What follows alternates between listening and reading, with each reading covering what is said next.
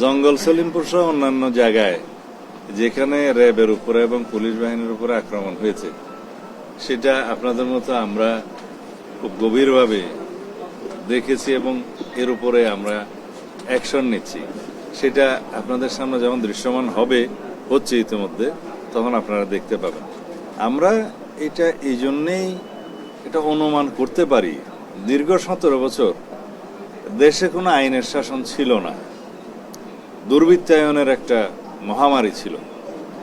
তারা মনে করেছে জঙ্গল সলিমপুর আমরা যেভাবে একটা রাষ্ট্রের ভিতরে রাষ্ট্র হতে দেখেছি, সেটাকে যখন আমরা আইন শৃঙ্খলা রক্ষাকারী বাহিনীর নিয়ন্ত্রণে আনতে পারলাম, ওখানে একটা যৌথ অভিযান চলেছে, অনেক অস্ত্র উদ্ধার হয়েছে, অনেক দাগী আসামি গ্রেফতার হয়েছে।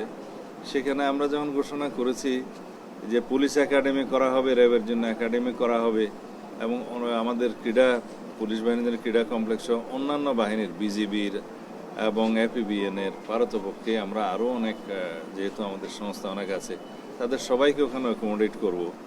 ওইখানে চট্টগ্রাম জেলা মানে কারাগার স্থানান্তর হওয়ার কথা আগে থেকেই। এই জায়গাটা একটা প্রশাসনিক এবং বিভিন্ন নিরাপত্তা বাহিনীর, শৃঙ্খলা বাহিনীর একটা হাব, ট্রেনিং সেন্টার হয়ে উঠবে। সেই জায়গাটায় যাতে সন্ত্রাসীরা তাদের যে আড্ডা ছিল সেটা আবার পুনরায় রাখতে পারে, সেজন্য তাদের চেষ্টা আছে।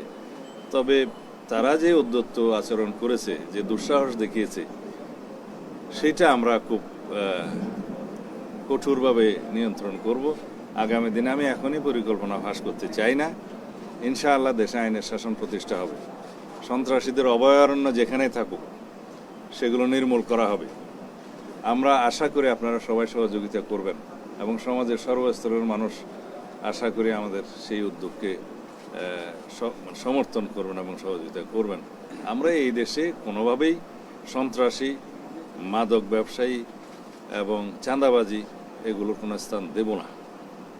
এই ব্যাপারে আমরা জিরো টলারেন্সে আছি।